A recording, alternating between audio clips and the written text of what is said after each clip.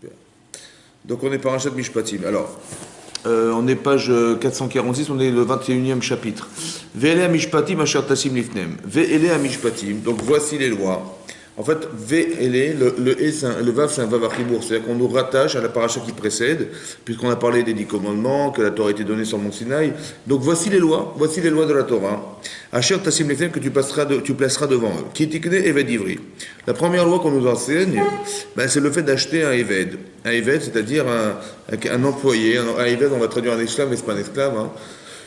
C'est un employé, ivri, qui était un ivri, un juif, ouais. Shesh shanim ya'avod. Donc il va devoir travailler 6 ans. Ou bashevi'it, yetse la chobshi chinam. Et la 7e année d'une vie de Torah, yetse, il sortira la chobshi librement, chinam, gratuitement. Im begapo yavo, s'il est rentré seul, begapo yetse, il sortira seul. Veim ba'alishaou, et s'il était marié, alors yatsa ishto, elle pourra sortir avec lui, sa femme, au bout de 6 ans. Im Adona Viteno Isha, si son maître lui a donné, c'est-à-dire son employeur, lui a donné une femme, Veyaldalo Banim ou Banot, et qu'il a eu des garçons et des filles, Aïcha Veyaladéati el Adonea, donc cette femme et ses enfants qu'elle a engendrés seront à son employeur, Veu Yetsi Begapo, lui sortira au bout de 6 ans gratuitement, sortira libre. C'est-à-dire il sortira seul sans elle. Veim Amor Yomar Aeven, et si un jour dira cet employé, Avti et Adoni, j'aime mon employeur, Vetishte ma femme, Vetbana et mes enfants, Loetse Chopshi, ouais, je ne sortirai pas Chopshi, c'est-à-dire librement, Veigishu Adona Vela Elohim. Et donc, ils le rapprocheront, ces employeurs, El Elohim, vers les juges, Veigishu la délette. Et donc, on le rapprochera de la porte vers la mezouza, et de la mezouza vers Ratsa Adona Vetosno Bamartsea, et on lui percera, et son maître lui percera, son maître lui percera l'oreille Bamartsea avec un poinçon, vers Avado Leolam, et il le servira Leolam, ça veut dire jusqu'au jubilé. Voilà ce qui est marqué. Ok? Maintenant, de quoi il s'agit? En fait, le Eved Ivri dont on parle dans la Torah, qui est la première loi qu'on apprend, bizarrement qu'on apprend après qu'on nous a enseigné qu'on avait reçu la Torah sur Mont Sinaï, le Eved Ivri, c'est quelqu'un qui est un voleur, en fait, d'origine. Oui?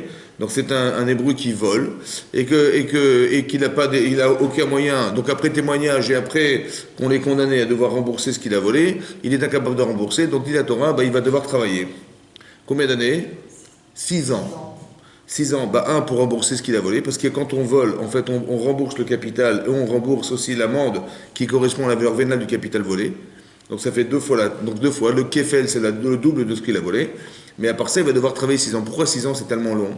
En fait, on apprend d'ici un principe qui est évident dans la Torah, mais qu'on établit aujourd'hui, c'est le fait de l'insertion sociale. Ça veut dire que des gens qui sont des voleurs, qui ont l'impression que tout ce qui existe autour d'eux, que le produit du travail des gens, on va pouvoir se l'approprier, c'est un système qui ne peut pas vivre. Alors on va l'insérer. C'est-à-dire quoi? On va le faire travailler, un, pour rembourser ses dettes, et 2, pour lui apprendre qu'il est capable lui-même de produire et de vivre du produit de son travail. Et donc ça s'appelle de la réinsertion sociale. Ça va durer 6 ans. C'est-à-dire qu'on lui change en fait sa faculté. Cette spirale dans laquelle il a toujours vécu, qu'elle soit éducative, qu'elle soit prise en charge par lui-même parce qu'il a décidé d'être un voleur. Oui, à ce moment-là, on va essayer de changer sa façon de penser. De quelle manière? On va le faire travailler. D'accord? Il va travailler chez un employé pendant 6 ans. Et après, il y a des lois, évidemment, que l'employé, vous savez, les lois, elles sont claires, dans la Gemara dans Kiddushin, que la Gemara a expliqué que si, par exemple, un employé, il n'a qu'un seul oreiller, il le donne à son employé, l'employeur à l'employé. C'est l'employeur qui n'a qu'un seul oreiller, il ne le garde pas pour lui, il le donne à l'employé, etc. Donc on voit bien qu'il y a un partage organisé. On lui apprend à être bienveillant vis-à-vis d'autrui, à partager sa vie avec les autres, à devoir penser que, au départ, il pensait que les autres étaient à son service et que l'argent qu'il veut posséder, elle lui appartenait. Tout à coup, ça devient l'inverse. Que lui, tout ce qu'il va faire ne lui appartient pas. Oui, c'est ce que l'Agma dit, que Mashekana Eved Kanarabo, que si un Eved, un employé, il trouve quelque chose dans la rue, dans ce cadre-là, ça appartient à son maître. Donc, c'est-à-dire qu'il n'a rien à lui. Dans quel but c'est ça? Dans quel but? C'est d'expliquer que finalement tu n'as que l'intérêt de pouvoir rembourser tes dettes. L'argent que tu vas retirer de ce travail, tu vas rembourser tes dettes avec. Mais le produit de ton travail n'a de sens que pour essayer d'aider ton employeur, à pouvoir bénéficier de tes services. Voilà. Donc en fait, on inverse. C'est-à-dire qu'on est dans le service des autres et pas dans le service de soi. Et ça, c'est la première insertion que la Torah nous inculque ici, que en fait l'intérêt, c'est pas de mettre les gens en prison, vous avez compris, c'est pas de leur faire payer des amendes, c'est surtout de les réinsérer. C'est-à-dire de changer la façon de vivre. Tout à coup, il faut vivre autrement, il faut arriver à réfléchir autrement, et c'est ce que la Torah préconise. On est plus dans l'action que dans la punition. Voilà. Et donc, qu'est-ce qu'on fait de cet employé, de ce voleur? On lui charge de faire un travail et qu'il va comprendre un jour qu'on peut vivre de son travail et être fier de soi dans son travail et de vivre avec. Voilà. Ok? Donc, qu'est-ce qui va se passer? Voilà. Maintenant, il y a deux choses à comprendre. Un, ça dure 6 ans, on a un peu compris. La deuxième chose, c'est que s'il veut continuer à vivre chez son employeur. Il aime son employeur. En fait, on a gagné quelque chose d'extraordinaire. C'est qu'au départ, il ne pouvait pas supporter les gens qui avaient de l'argent. Et tout à coup, monsieur, il aime son employeur. C'est incroyable. Et on a tellement réussi la formation qu'il veut rester chez lui. Voilà, au bout de 6 ans, il dit non, je ne veux pas partir, je suis très bien où je me trouve. Il a fait teshuva quelque part, il dit, mais je suis très bien où je me trouve. Et tout à coup, il a décidé de rester. On lui dit, non, tu ne vas pas rester là. Et si tu veux rester, c'est pas bien. On va te percer l'oreille. Bon, un, on lui perce l'oreille. Deux, devant la porte de la maison de son employeur et de la mezouza. Là où on place la mezouza. Pourquoi ces deux éléments sont tellement importants? Alors, il y a des Rashi. Je me trouve dans Rashi, donc je suis page 448. On est dans le 21e chapitre. Vous voyez, le pasouk, c'est le pasouk Vav. Dans Rashi, et on est environ, alors, le pasouk Vav. Donc, on est vers Ratza Adona Vetozno. Donc, c'est la 5e ligne de Rashi. En gras, c'est marqué Ratza et Adona Vetozno. Et donc, on va descendre encore 4 lignes. 4 lignes de Rashi. Amar Rabbi Yochanan. Vous voyez, donc c'est marqué Amar Rabbi Yochanan ben Zakkai. Donc Rashi ramène Rabbi Yochanan ben Zakkai, c'est le Midrash, ouais. Il dit Ozen Zot chez Shama à l'Arsinaï. Ozen Zot, cette oreille, chez Shama, qui a entendu à l'Arsinaï, sur le mont Sinaï, Lotiknov, ne vole pas, donc ça fait partie des 10 commandements, oui. Ve'alav veganav, et qui a été volé. Alors Tirtsa, cette oreille, tu la perces. L'oreille qui a entendu sur le mont Sinaï. Peut-être tu n'as jamais entendu sur le mont Sinaï. Mais qui a entendu sur le mont Sinaï? Ses ancêtres, ils ont entendu sur le mont Sinaï. Maintenant, qu'est-ce qu'il a voulu faire? Lui, en fait, il a dit, moi, j'ai rien entendu. Il prend le lobe de son oreille et il se bouche le trou de l'oreille avec. Alors, il dit, tu sais, ça ne sert à rien de la boucher, il y a un trou. C'est-à-dire que ce qu'on veut te dire, tu ne pourras jamais occulter le fait de pouvoir l'entendre.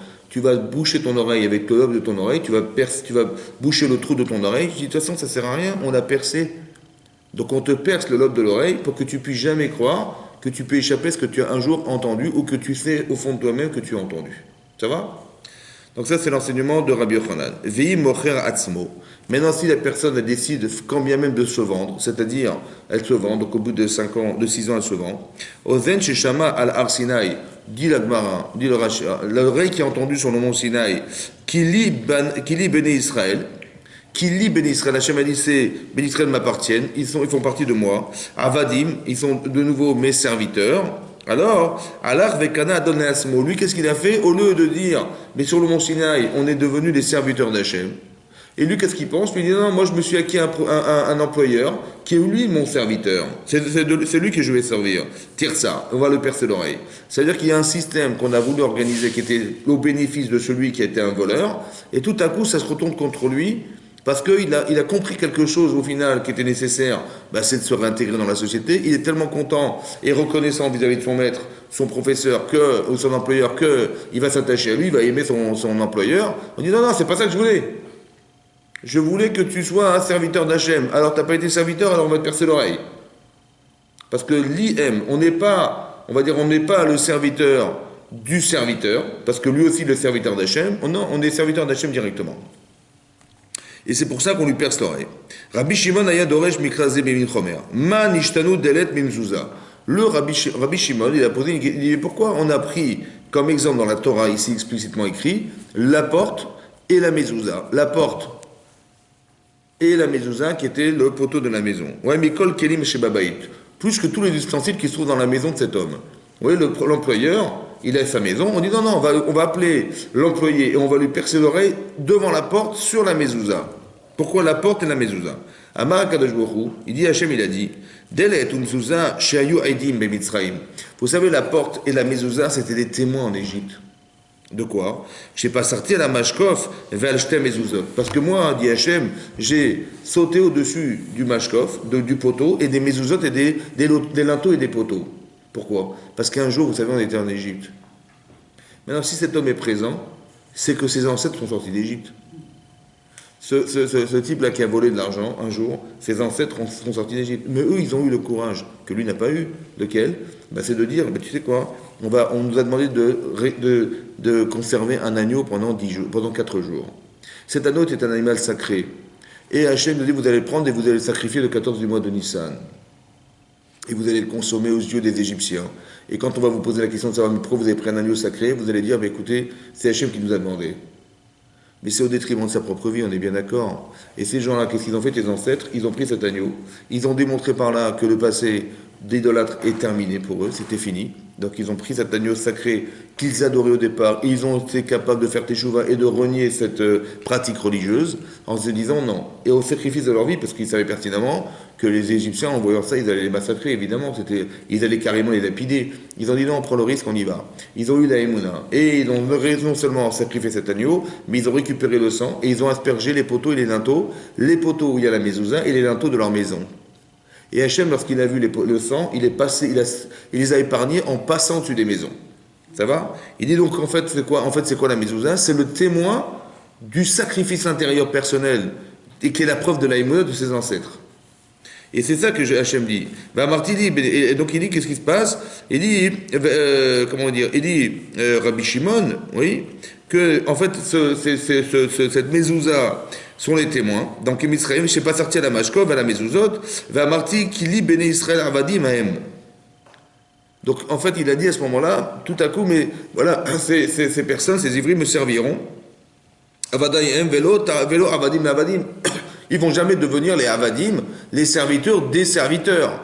Mais il dit, mais c'est mon maître, c'est mon employeur, c'est pas mon serviteur. Non, c'est aussi le serviteur d'Hachem. Tu dois pas être le Eved du Eved. Tu dois être le Eved d'Hachem. Ouais. Et lui, c'est à dire, c'est pour ça qu'on va lui percer devant cette porte et devant cette mezouza qui était le témoignage de l'engagement personnel qui était celui de ses ancêtres. Et ça, c'est pour ça qu'on a utilisé deux choses. Un, pour qu'on lui perce l'oreille, mais pour deux raisons. Un, parce qu'il a volé et il a juste pas écouté son Mont Sinaï. Et deux, on lui perce l'oreille parce que tout à coup, il a voulu s'engager à vouloir rester plus longtemps. On dit non, tu peux pas, tu dois être le serviteur d'Hachem et pas de ses avadim. Pourquoi on a pris la porte et la mezouza? Parce que c'était les symboles représentatifs du témoignage de l'engagement du clan Israël à l'époque. C'est pour ça qu'on lui rappelle que c'était la mezouza et c'est là-bas qu'on lui rappelle ses erreurs. Très intéressant qu'on comprenne une chose. D'abord, vous comprenez que cette personne, en fait, elle est déséquilibrée au départ. Ça veut dire qu'il y a un déséquilibre mental qui lui fait croire qu'on peut vivre de l'argent volé des autres. Voilà. Tout à coup, on lui dit, écoute, c'est pas comme ça que ça se passe, on le juge, on le condamne, tu vas travailler dorénavant, et c'est comme ça qu'on réinsère. Donc, on est logique dans cette démarche, en lui expliquant, c'est pas comme ça qu'on vit, c'est pas comme ça que tu vas être fier de toi, tu vas travailler, et de produire ton travail, tu vas pouvoir gagner ta vie avec, et tu verras que tu peux tout à fait t'intégrer dans la société sans être obligé d'être un délinquant. Voilà ce qu'on vient prendre. Et ça marche. Donc, c'est logique. Et à un moment donné, il dit, mais moi je suis très bien dans ce système, super, vous m'avez sauvé ma vie, super, je suis très content. On dit, mais stop, arrête-toi là. Comment ça, toi là? Il dit, mais je veux continuer à vivre. Non, mais je veux continuer à vivre avec mon employé, je suis très heureux avec lui. Il dit, c'est pas ça qu'on espérait. On voulait que tu sois non pas le serviteur de cet homme, mais le serviteur d'Hachem. Et là, il y a un bug. Parce que lui, il veut sûrement pas être le serviteur d'Hachem, c'était pas ça sa démarche au départ. Il veut travailler, s'intégrer dans la société, c'est ça qu'il voulait. Comme si qu'Hachem, ce qu'il a voulu faire, c'est première étape, c'est de le sortir de ce problème, mais pour qu'il arrive à être un Eved Hachem. Ça veut dire être un serviteur d'Akadosh Baruch Hu, et pas un serviteur des hommes. Et ça, c'est ce qu'Hachem espérait. Alors on va essayer de réfléchir ensemble, qu'est-ce que ça veut dire d'être un serviteur d'Hachem. Voilà, c'est ça le sujet du soir, d'expliquer ce que c'est qu'un Eved Hachem. Voilà. Eved Hachem, ça veut dire d'être serviteur d'Hachem. Et ça veut dire quoi d'être serviteur? Est-ce qu'Hachem, il est besoin de nos services? Non. Alors il faut aussi comprendre qu'on n'est pas là pour rendre service à Hachem. En fait, on va, à travers ce qu'on va faire, on va se rendre service. C'est ça qu'il faut comprendre. Mais comment ça se comprend? Alors, la vraie difficulté, en vérité, de fond, c'est comme ça. En fait, on veut, dans sa vie, on nous apprend à être indépendant. Comme ici, vous avez compris, ce monsieur-là, il est dépendant de l'argent des autres, il vole les gens. Bon, alors il dit, écoute, tu peux exister par toi-même, sois fier de toi, développe tes qualités, développe ton charisme, développe tout ce que tu veux pour être indépendant des autres. C'est ça qu'on lui demande, c'est ça, d'être rofchi en fait, d'être libre, c'est-à-dire d'être une personne indépendante. Mais toute personne équilibrée, elle veut être indépendante, c'est normal. On cherche à être indépendant, on cherche à choisir, on cherche à vivre sa propre vie, c'est normal, ça fait partie de l'équilibre humain, c'est illogique que ce soit comme ça. Et d'un autre côté, donc si on veut être indépendant, le problème c'est que on va être indépendant au détriment de ce qu'on ne veut jamais supporter. C'est la forme de dépendance. Il y a quelqu'un au-dessus de nous qui nous gouverne. Vous avez compris? Et ça, c'est un problème parce que on ne peut pas penser qu'on peut être indépendant alors qu'on est assujetti à une volonté qui est celle d'Akadosh Baruch Hu. C'est pour ça que ça va entraîner deux tendances. Il y a des gens qui vont accepter cette tendance, il faut la comprendre. Et pourquoi c'est comme ça? Et il y a des gens qui vont carrément la refuser. Et donc inconsciemment, le fait de ne pas supporter d'avoir quelqu'un au-dessus de soi, ouais, d'être dominé, d'avoir quelqu'un qui va nous dire quoi faire et de gérer nos vies, ça nous est insupportable. Et c'est comme ça qu'on devient HS. Qu'on devient athée, pardon. Oui, c'est ça. On devient athée, pas HS, athée, et c'est pas bas. Et donc on s'écarte en fait de la vérité, mais de quelle manière? Parce que le désir d'indépendance, le désir de ne jamais supporter, de croire qu'on va être obligé d'être subordonné à qui que ce soit dans cette vie. Pourquoi? Parce qu'il y a tellement d'intérêt à vivre, il y a tellement d'intérêt que depuis quand je vais être subordonné, moi je vais exploiter la richesse de ce monde, je vais vivre ma vie sur la terre, et j'ai aucun intérêt d'avoir pensé qu'il y a quelqu'un au-dessus de moi qui va me diriger ou qui va orienter ma vie, ça m'intéresse pas. D'Hachem. Donc dans la vie d'un homme, il y a une personne, elle veut être indépendante et de jamais supporter, de croire que je dépends de qui que ce soit d'autre. Vous avez vu? Donc mon désir d'indépendance occulte le fait de savoir qu'il y a quelqu'un qui est supérieur à moi et qui va me dire quoi faire dans ma vie. Et donc cette volonté de vouloir être indépendant va organiser le fait de renier Hachem. Vous comprenez? C'est pas que les gens, on n'est pas ça sert à rien d'aller démontrer aux gens, vous comprenez, que Dieu existe ou Dieu n'existe pas. Le problème c'est que est-ce que tu acceptes l'idée d'abord de te soumettre à une volonté? C'est ça le vrai problème au départ. Et après on peut commencer à discuter. Mais si le type, de toute façon, il veut pas, il va vous inventer toute forme de raisonnement intellectuel, et possiblement, où il va vous inventer n'importe quoi. Le monde, il a existé depuis 50 milliards d'années, etc. Il n'y a jamais eu personne sur Terre. Donc la vie naturelle marche toute seule. Et puis vous inventez quoi? On peut vous inventer des théories qui vont fonctionner, parce qu'elles peuvent s'entendre, mais en vérité, le fond, c'est quoi le fond? Le fond, c'est que, est-ce que tu es d'accord de te soumettre à quelque chose? Ça, c'est très compliqué pour les gens. C'est très compliqué. Donc le problème, il est là. En fait, je n'ai pas envie de me soumettre à la loi. Et ça, c'est un problème de fond qu'il faut gérer. Comment ça se gère? Voilà, c'est ça le problème. Comment on peut gérer une chose pareille? Quand vous allez parler à des gens qui ne sont pas forcément dans la Torah, il dit la Torah, laisse-moi tranquille, il y a que des interdits. Voilà, il ne faut pas faire ça, il ne faut pas faire ça, c'est bon, on peut vivre, ça va, c'est tranquille. Et c'est ça le problème. Les gens, quand vous discutez des gens, ils disent, mais il y a que des interdits dans la Torah, et ça nous bloque et ça nous empêche d'exister. On n'est pas épanoui dans une atmosphère d'interdiction permanente.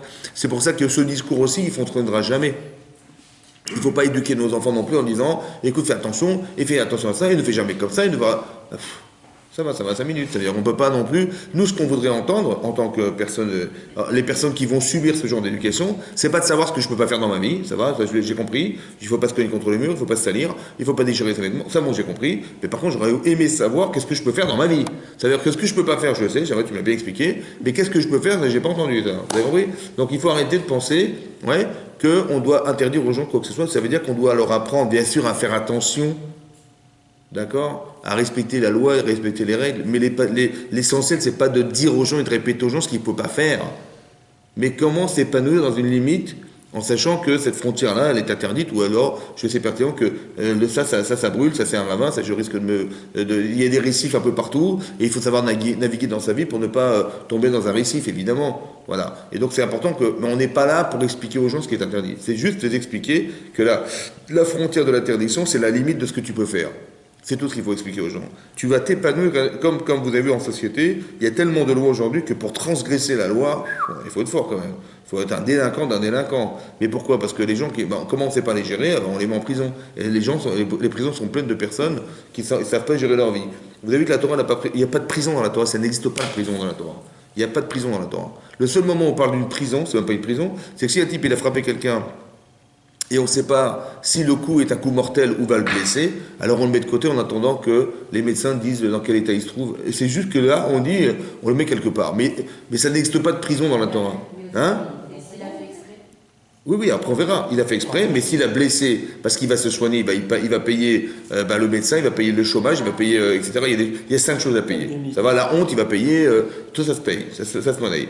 Mais ça s'appelle un dommage, c'est un dédommagement qu'on va faire. Mais jamais dans la Torah on met en prison les gens. Ça n'existe pas. Vous avez vu, même le Rived, il a volé en disant tu vas travailler. C'est très intelligent. Ça veut dire que au lieu de faire que la personne elle va rester en prison et puis là-bas elle va devenir encore plus délinquant ou contre la société, on fait l'inverse. On intègre les gens. Tu vas travailler et tu vas démontrer, tu vas payer avec ça, tu vas démontrer que tu es capable de vivre en pouvant profiter de l'expérience de ce que tu vas organiser autour de toi et tu vas rembourser ta dette et à part ça, tu vas t'intégrer. Ça va prendre le temps que ça prendra, mais tu vas t'intégrer dans la vie. C'est ça qu'on espère. En tout cas, je vois ici une chose importante, oui, c'est qu'il y a une notion de Eved et il y a une notion de Adon. Eved, ça veut dire être un employé. Un Adon, c'est un maître, c'est un employeur. D'accord? Donc on dit Hachem, il est Adon Olam, c'est le maître du monde. Donc on voudrait peut-être nous exercer quelque chose qui s'appelle, tu vas travailler pour quelqu'un. Oui, tu vas travailler, donc tu as ton employeur, tu vas travailler pour lui. Quelque part, il y a cette notion de maître et de celui qui pratique, travaille pour. D'accord? Ça veut dire que tu as des compétences qui sont au service de quelqu'un. Et peut-être que tu vas t'appuyer sur ces compétences ou ce système pour faire que tu vas un jour comprendre qu'on attend de toi quelque chose dans la vie. Ça s'appelle la Avodat Hashem. D'accord? Et cette Avodat Hashem, elle s'exerce dans des conditions où tu as des compétences personnelles, tu as un caractère, tu as des facultés intellectuelles, tu as des volontés, tu as tout ça. C'est le cocktail de ce que tu es, au service de ce qu'Hachem avait prévu comme objectif dans sa vie. Ça va? C'est ça. Donc je suis Eved Hashem. Très important, vous comprenez. Le problème, c'est de se soumettre à cette volonté, de la comprendre. Voilà. Alors on a plusieurs exemples dans la Torah, par exemple, voilà. Des erreurs de ce comportement. On avait une fois dit que, vous savez, comment il s'appelle? D'abord, peut-être vous expliquer autrement. On va dire autrement. Il y a une paracha, la paracha Roukat. On est dans la paracha Roukat. Là-bas, de quoi on parle? On parle de la vache rousse. Qu'est-ce que c'est que la vache rousse? C'est un chok. C'est une loi carrément irrationnelle où on nous explique là-bas que si quelqu'un, il s'est rendu impur en ayant un contact avec quelqu'un qui est mort, ou dans un espace où se trouvait un mort, il devient tamémet, une impureté qui est liée à la mort. La seule manière de se débarrasser de cette impureté, oui, parce qu'il ne peut pas amener le corban de Pessah, parce qu'il y a plein de choses qu'il ne peut pas faire dans sa vie, la seule manière de s'en débarrasser, c'est d'être aspergé par un Kohen qui va brûler une vache complètement rousse.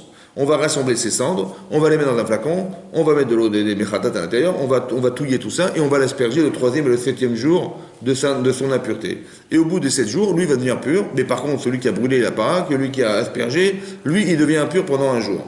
Bon, c'est un système qui est incompréhensible, qui est incohérent, selon ce qu'on voit dans la Torah, parce que comment quelqu'un qui est pur, il rend quelqu'un de pur, il devient pur, et l'autre qui est impur, il devient pur. En étant aspergé. Donc Shlomo Melech a dit, j'ai étudié toute la Torah, j'ai trouvé des raisons logiques dans toutes les mitzvot, mais celle-ci, elle est au-delà de ma compréhension. Et il a dit, la Torah est rechoka mimeni. La Torah est loin de moi. Il n'a pas dit cette mitzvah est loin de moi. Le fait qu'il n'ait pas compris cette mitzvah, il dit la Torah est loin de moi, donc ça veut dire que la Torah aussi n'est pas... Il y a des limites qui nous sont incompréhensibles. Pourquoi il y a des chukim dans la Torah? Zot chukat à Torah, voici la loi irrationnelle de la Torah, alors qu'on ne parle pas de la Torah, on parle de la vache rousse. Pour dire qu'en fait, dans la Torah, il y a quelque chose qui s'appelle des mishpatim. Et les mishpatim, c'est les lois de la paracha de cette semaine. Les mishpatim, ce sont des lois logiques, des lois sociales, des lois qui ont été gérées depuis longtemps par la Torah et qui ont été transmises de Moshe Rabbeinu au clan d'Israël. Oui, imaginez-vous, il y a 3300 ans, je ne sais pas si vous connaissez un peu la paracha, où les lois Euridé, les Gmarot dans Baba Kama, etc., les lois de la gestion je sais pas moi, le voisinage, c'est des Gmarot entières, d'accord? Il y a 3 babat, comment on gère la vie des gens. Donc, c'est très profond et très établi et très organisé. Et on voit que c'est des lois qui ont été écrites dans la Torah, d'accord? Voilà. Et ces lois, en vérité, elles sont logiques. Ça veut dire qu'il y a une vie sociale organisée, d'équilibre et social organisé, qui fait que, voilà, si tu débordes ou si tu dois, qu'est-ce que tu dois faire dans ta vie, comment ça doit s'exprimer. Ce qui est intéressant, c'est qu'il y a une logique derrière qui nous construit. Ça veut dire qu'on met des limites dans l'établissement des lois. C'est ça les mishpatim. Et indépendamment de ça, donc on nous demande d'être des gens intelligents, équilibrés. Et d'un autre côté, on dit, tu sais, tu vas faire des chukim. C'est quoi les chukim? Il faut mettre des tefilines. Il faut pas mélanger le lait et la viande. Il faut pas mélanger le lin et la laine, etc., etc. Voilà, ce sont des lois irrationnelles. Pourquoi mélanger l'irrationalité dans la rationalité? D'un côté, tu me demandes de réfléchir, et tout à coup, tu me dis, tu sais quoi? Il faut arrêter de penser. Alors, l'Orach Chaim, il explique là-bas dans la paracha Roukat, Il dit à quoi ça sert qu'Hachem il ait mis des choukim, des lois irrationnelles. Et c'est là que commence le cours, en fait, c'est d'expliquer que quand on va être un évêque d'Hachem, c'est pas un évêque de soi. C'est-à-dire que lorsque je ressens quelque chose, voilà, je suis un homme équilibré, comme ce évêque, il dit, mais dorénavant, c'est terminé, je ne vais plus voler. Donc il ne va pas voler dorénavant, et il va même faire du chesed, parce qu'il a tellement de reconnaissance vis-à-vis de son employeur, il a tellement compris combien c'est nécessaire de vivre de cette manière, qu'il va vouloir adopter ce système, et donc rester avec son employeur. On dit, non, c'est pas ça qu'on a espéré que tu sois. Ça veut dire que tu as construit des valeurs en toi, mais il ne faut pas le faire parce que tu l'as compris. Il faut que tu le fasses parce que c'est la volonté d'Hachem. Et c'est ça qui est compliqué. Que quand les choses elles sont contre soi, quelqu'un on lui demanderait de faire une avéra, il dit je peux pas, je respecte Dieu. Mais lorsque tu dois faire quelque chose qui correspond à ce qu'Hachem attend de toi, est-ce que tu vas faire parce que c'est logique ou tu vas faire pour la volonté qui exprime la volonté de la mitzvah? C'est très compliqué ça. Que de mélanger des volontés personnelles engagées. Oui, comme je vous avais donné l'exemple une fois, oui, quand un jour Paro il a vu que les bistrots se multipliaient, il n'en pouvait plus. Il a dit, c'est simple, je vais appeler des sages-femmes directement. Et on va tuer les enfants qui vont naître. Et de cette manière, on va arrêter les naissances et la multiplication des Israël en Égypte. C'est clair? Voilà. Donc il fait appel à deux femmes, qui étaient des sages-femmes, qui étaient Yochebed et Myriam. Bon, ce sont des sages-femmes. Il leur a dit clairement, les garçons qui naîtront, vous les tuerez, les filles, vous les laisserez vivre. Quand on est une femme, de tuer un enfant, c'est quasiment impossible. Ça va? Mais quand on est une sage-femme, c'est encore plus compliqué, parce qu'on a pris à charge d'avoir un métier, lequel, c'est donner naissance, donner la vie autour de soi. Mais donner la vie autour de soi, c'est l'antithèse de devoir l'éliminer, on est bien d'accord. Donc si c'est comme ça, hein, comment une femme, elle raisonne? Voilà. Comment une femme, elle raisonne, et comment ces femmes devaient raisonner? Ben, dit, mais moi, je suis prêt à mourir pour ne pas avoir de voir la souffrance de cette mère qui verra ses enfants mourir devant ses yeux. Impossible. Si j'étais une femme, mais si j'étais une sage-femme, c'est encore pire. Alors je ne vais pas tuer les enfants. Et c'est ce qu'elles ont fait, elles n'ont pas tué les enfants. Mais non, elles n'ont pas tué les enfants parce que pour elles, c'était insupportable. Pour elles, c'était insupportable. Elles n'ont pas fait parce que c'était insupportable. Elles l'ont fait parce qu'elles craignaient Hachem. Aïved Hachem, ça veut dire quoi, Aïved Hachem? Et c'est ça qui est compliqué dans la vie, que quand tu fais des choses, tu dis, mais si je le fais pas, mais c'est normal, ça se fait pas, vous comprenez, ça se fait pas. Donc tu vas pas le faire, ou tu vas faire parce que c'est normal que ça se fasse, ou c'est anormal que ça se fasse. Ok, donc tu vas te refuser à faire quelque chose parce que ça se fait pas, ou tu vas accepter de le faire parce que c'est logiquement acceptable de le faire. Non, il faut arrêter de penser que c'est parce que c'est logique. Il faut penser parce que c'est la mitzvah. Eved Hashem. Ça change tout, vous comprenez ou pas? Ça veut dire qu'on n'est plus dans une démarche, humaine, on est dans une démarche de logique de mitzvah. Alors qu'est-ce que ça change? Après on va essayer de comprendre. Donc elles ont fait ça parce qu'il y a Elohim. Comment ça se traduit en fait dans la réalité de tous les jours? Et pour elles comment ça s'est traduit? Ça se traduit comme ça. En fait je ne vais pas le faire parce que ça me dégoûte de tuer les enfants. Je ne vais pas le faire parce qu'il faut que ces enfants vivent. Vous savez pourquoi ils doivent vivre? Parce qu'Hachem un jour il a dit à Abraham, on va passer X années en Égypte. Mais ces enfants sortiront d'Égypte, ils recevront la Torah, et ils rentreront en Israël.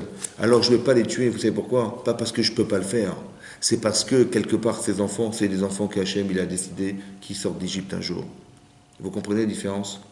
Ça veut dire que derrière, on n'est pas dans la frustration personnelle de ne pas s'engager, mais dans celle de ne pas s'engager à tuer, parce que quelque part c'est la volonté d'Hachem que ces gens vivent un jour et puissent recevoir la Torah.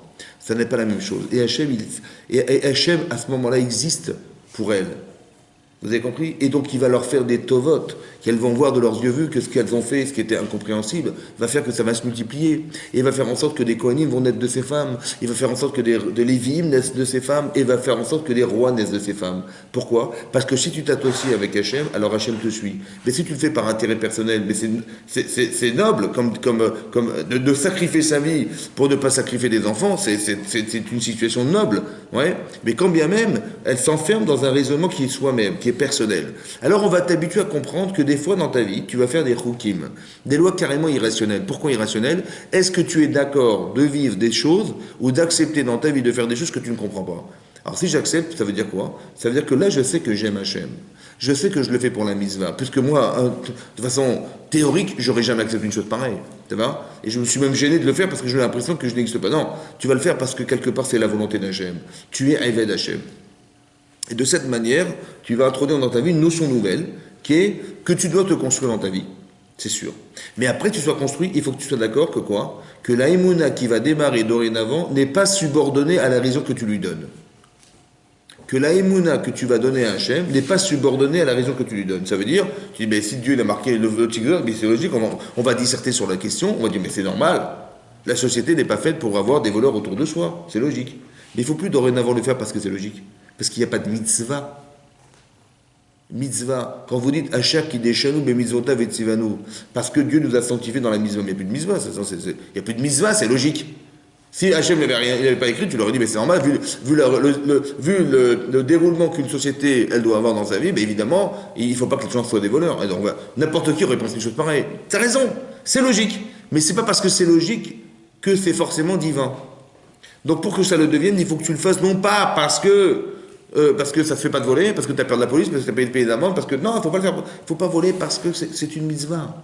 Ou il faut faire du chesed parce que c'est une mitzvah. On dit, mais socialement, on a besoin des gens, des pauvres, etc. Donc, je ne le fais pas parce que j'ai un ressenti personnel qui engage mes actes, mais parce que c'est la mitzvah de le faire. Je deviens Eved Hachem. Comme ça, tout à coup, mes compétences sont au service d'Hachem.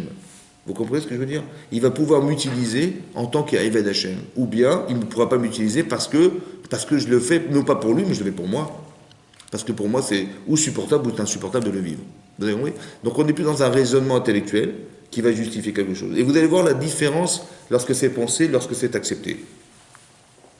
Une fois, on avait dit, il y a une main dans Brachot qui dit que le roi Hiskiyahu Améler, qui devait être le Mashiach, vous savez, le Hiskiyahu Améler, l'Agma dit dans Sanhedrin, que c'était lui qui devait être le Mashiach, qu'à son époque, on n'a pas trouvé un endroit où même des enfants ne connaissent pas toute la Torah. Ils ne connaissent pas la Touma et la Tara, des choses très complexes dans la Torah. Et donc, qu'est-ce qui se passe? Hiskiyahu Améler était mourant, malade et mourant. Et donc, Ishayahu, qui était le Navi de l'époque, il vient le voir, il dit, écoute, tu peux faire ton testament, tu vas mourir. Il a dit, pourquoi je devrais mourir? Il dit, parce que tu n'as pas fait la misva de Piria Viribia, c'est-à-dire d'avoir des enfants, garçons et filles. Il a dit, mais attends, j'ai pas voulu en avoir parce que je savais pertinemment, je savais, il était prophète, moi-même je savais que mes enfants seraient des richaim, mais j'avais pas envie d'en avoir, j'avais pas envie d'avoir des enfants mécréants. Ok, donc c'est pour ça que je me suis privé d'en avoir. Il dit, mais qui t'a demandé de faire des calculs? Ce que t'a ordonné de le faire, fais-le. D'accord? Le Rav Chaim Shmulevitz, qui était le Rosh Yeshiva de Mir, il a posé une question. Il a dit, je ne comprends pas. Il n'y a que 2 mitzvot dans la Torah, des mitzvot positives, où quelqu'un, il peut être non pas condamné à mort, mais chayav karet, ça veut dire retranché du monde futur. 2. C'est le Korban Pessah et la Mila. Si quelqu'un il pratique pas la Mila, il est chayav karet bidei shamaim, ça veut dire qu'il est retranché dans les mitzvot positives. Si quelqu'un ne respecte pas la Nida, il est chayav karet. Si quelqu'un ne respecte pas Kippour, il est chayav karet. Si quelqu'un, etc., il est chayav karet, c'est retranché du monde futur. D'accord? Retranché du monde futur. Mais non, ce sont des interdictions, ça. Mais dans les mitzvot positives, il n'y en a que 2. Il y a le Korban Pessah et la Brit Mila. Mais jamais Piria Viribia. Si quelqu'un ne veut pas avoir d'enfant, il a transgressé une mitzvah positive de ne pas avoir d'enfant, mais il n'est pas condamné à mort parce qu'il n'a pas voulu avoir d'enfant, ça n'existe pas. Donc comment le Navi il a pu dire à Hiskiyahu Améler, écoute, tu peux faire ton testament parce que tu n'as pas voulu faire la mitzvah de Piria Viribia, c'est-à-dire d'avoir des enfants garçons-filles. Alors il explique en fait, il dit non. En fait, la condamnation à mort, elle n'est pas sur le fait de ne pas avoir fait la mitzvah. Elle est sur l'interprétation de la mitzvah. Qu'est-ce qu'il a pensé, Hiskiyahu Améler? Il a dit, bah si c'est pour avoir des tzadikim, je veux bien, hein, mais si pour avoir des richim, j'en veux pas, cette mitzvah. Mais depuis quand, toi, tu interprètes tes mitzvot? Depuis quand tu penses que la mitzvah est subordonnée à ce que tu penses? Vous comprenez ou pas? Depuis quand toi, tu dis la mitzvah elle a un sens dans ça, et là-bas, non, elle n'existe pas. Ça, vous comprenez que ça n'existe pas, ça? C'est-à-dire qu'on n'est pas capable de pouvoir penser qu'on va subordonner la Torah à ce que nous pensons. Vous avez vu le décalage? Vous comprenez? Ça veut dire qu'on interprète des choses qui vont faire que quelque part, la mitzvah, elle peut avoir de sens que si elle devient logique. Mais si elle est incohérente, non.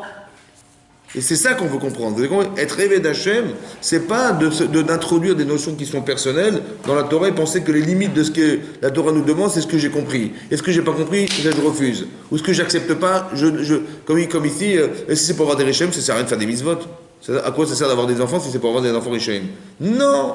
Tu es Eved Hachem. Ça veut dire que on t'a pas demandé de mettre ta réflexion dans la mitzvah. Ça veut dire quoi? Ça veut dire que tu dois te construire dans ta vie. Mais la limite de ce que tu dois faire, c'est toi.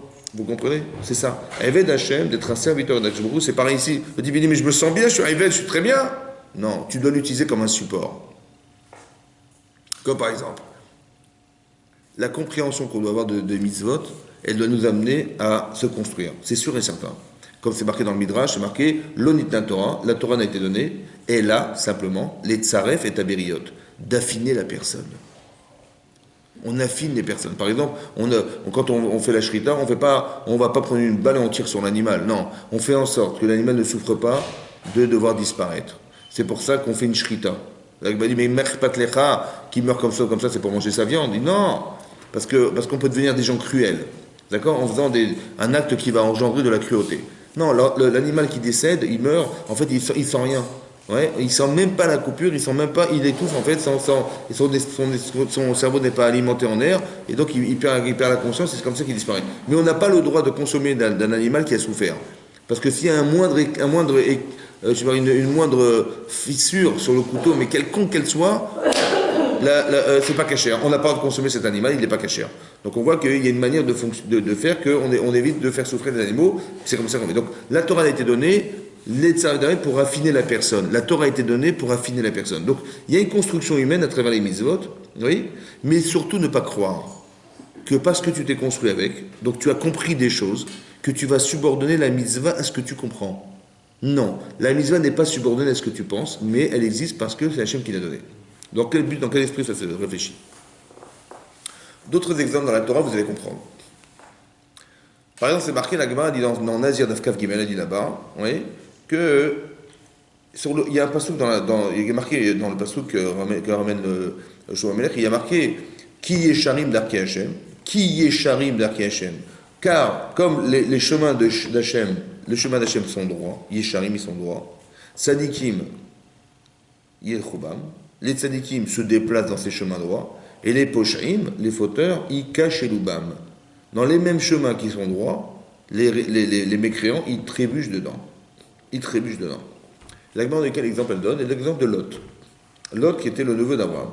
Quand Hachem a décidé de détruire l'endroit de ce monde qui était Sédom, cette partie du monde a été détruite, ses filles elles ont cru que c'était la fin du monde. Et elles ont dit, mais qu'est-ce qu'il reste? Il nous reste on est deux femmes, et il reste qu'un seul homme, c'est notre père.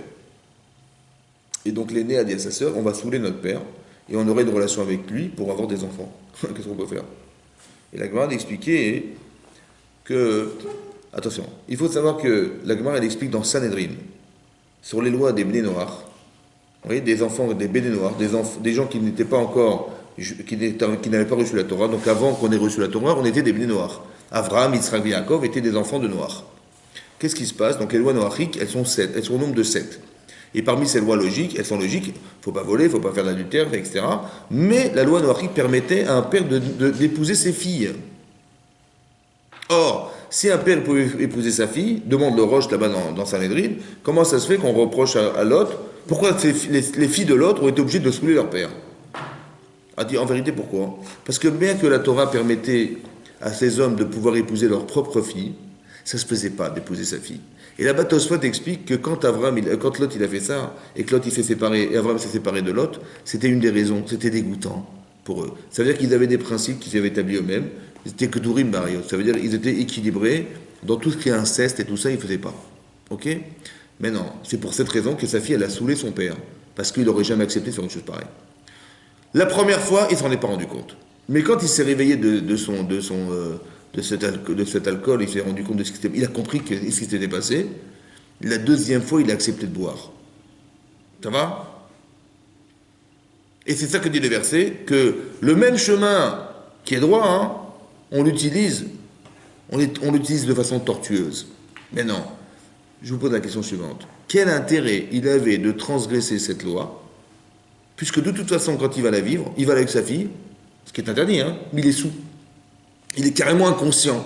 Il va se réveiller le matin, il va se rendre compte de ce qu'il a fait, il va se rendre compte de ce qu'il a fait, il va savoir ce qu'il a fait, sans avoir la jouissance de ce qu'il a fait. Donc à quoi ça sert de le faire? Vous comprenez? À quoi ça sert de faire un truc, quelque chose où la personne n'est pas présente, elle est complètement inconsciente?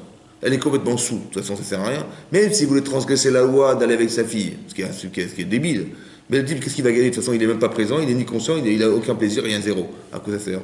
C'est à quoi ça sert? Ça sert à transgresser la loi sans être condamné par la loi. Regardez comme c'est tortueux. Tellement la personne n'accepte pas l'interdiction Elle n'est pas Eved Hachem, elle est Eved de soi-même. Elle n'est pas le serviteur d'Hachem, elle est le serviteur de soi-même. Et le type, il dit, si je peux transgresser la Torah, et je peux dépasser les limites, sans qu'on puisse me condamner parce que j'étais sous, ah ben, je vais y aller. Vous comprenez comment c'est compliqué? C'est ça. C'est-à-dire être Eved Hachem, c'est-à-dire qu'intellectuellement, on peut s'inventer des notions inconscientes qui nous font transgresser la Torah sans être coupable. Vous comprenez ce que ça veut dire? C'est marqué dans le Nach, qu'un jour, David Amelech, avant de mourir, il a dit à son fils Shlomo Amelech, il lui a dit, écoute, Shimi ben Gera, il s'est rebellé contre la royauté d'Israël, contre lui, en fait, contre le roi d'Israël. Il dit, tu vas faire selon ta chorma, selon ta sagesse. Voilà, moi je vais partir, je n'aurai pas le temps de m'occuper de lui, c'était un jugement qu'il devait faire. Oui. Et il dit, voilà, je vais disparaître, mais toi, je te donne cette mission de condamner cet homme. Ok. Qu'est-ce qu'il a fait, Shlomo Amelech? Il a été voir Shimi ben Gera. Il a dit, écoute, dorénavant, tu ne pourras plus sortir de Jérusalem. Il dit, ok. Et je vais te demander de me jurer que tu ne sortiras plus de cet endroit. Et c'est ce qu'il a fait. Donc il a fait jurer Shimi ben Gera, et Shimi ben Gera, il a juré qu'il ne sortirait plus de Jérusalem. C'était la condition pour qu'il continue à vivre. Bon. Elle est où la chorma là-dedans? Il y a des gens qui vivent à Jérusalem, ils ne sortent jamais, ça va? Donc ils n'auraient pu jamais sortir de là. Et à part ça, il a fait jurer. C'est-à-dire qu'il l'a fermé et à double tour. Donc il ne va jamais sortir, évidemment, puisqu'il a fait le serment de ne jamais sortir. Elle est où la chorma de Shlomo Amelech qui a voulu accomplir la volonté de son père en lui disant, oui, je vais m'en occuper, de toute façon il va mourir. Il va jamais mourir. Il ne va jamais être condamné à mort. Et finalement, dit l'histoire, c'est quoi? C'est qu'au bout de 3 ans, et Shimi ben Gera, il avait 2 serviteurs, 2 employés qui se sont sauvés, carrément avec un âne, ils sont partis. Il les a pourchassés, il les a rattrapés. Et il est sorti de Jérusalem. Et là, Shlomo lui a dit, écoute, tu es sorti, c'est terminé. Pourquoi il est sorti? Écoutez-moi bien. Quelqu'un qui se rebelle contre la royauté, il s'est rebellé contre le roi d'Israël. Ça veut dire qu'il ne supporte pas l'autorité supérieure. C'est ça qui se passe, vous comprenez ou pas? Ça veut dire qu'il a compris, Shlomo Amelech, que psychologiquement, il ne supporte pas l'autorité supérieure. Alors vous savez ce que je vais faire? Je vais dire, c'est moi qui ai l'autorité supérieure. Je t'impose de ne pas sortir. Et non seulement je t'impose, mais je t'enferme à clé. Comment? En te faisant jurer. Ça veut dire que de Jérusalem devient une prison, vous comprenez? Je lui ai imposé que cet endroit, c'est une prison pour toi. Et type, il ne va pas supporter. Il ne supporte pas l'interdiction. Il ne supporte pas qu'on soit autoritaire sur lui. Il va disjoncter, il va sortir. Vous comprenez? Ça devient de plus en plus insupportable. C'est-à-dire qu'il a compris derrière que la punition en fait, qu'il lui a infligée, il est déjà puni par lui-même, puisqu'il ne supporte pas l'autorité supérieure. Vous comprenez ce que je veux dire? Donc qu'est-ce qu'a fait Shlomo Amelech? Il a dit, c'est ce système qui est sa faute, et je vais lui démontrer qu'il est tributaire psychologiquement d'un problème, c'est de ne pas supporter qu'il y ait une supériorité au-dessus de lui, et je vais lui imposer quelque chose parce que je suis son supérieur, et il va flancher. Et c'est comme ça qu'il va... Vous avez compris? Mourir de sa faute, c'est mourir de la problématique de sa faute. Supporte pas, vous comprenez? Il ne supporte pas une autorité, il ne supporte pas qu'il y ait une limite, il ne supporte pas qu'il y ait quelque chose au-dessus de lui. Et c'est ça qu'il a fait Shlomo Amelech. Vous avez compris? Voilà. Ça veut dire que d'être Eved Hachem, il faut comprendre ça. C'est très important que vous compreniez que d'un côté, il y a une forme de logique, on se construit de façon cohérente, et à un moment donné, il faut comprendre qu'on va devenir Mahamine. Comment ça se passe? Par exemple, vous allez voir que Hachem, il va éprouver Abraham. Il va lui dire, voilà, à 137 ans, alors qu'il a espéré avoir un enfant, que cet enfant, il l'a eu, il dit, je t'en prie, prends cet enfant et sacrifie-le. Alors qu'Abraham, il s'est sacrifié toute sa vie pour dire aux gens, arrêtez de faire des sacrifices d'enfants.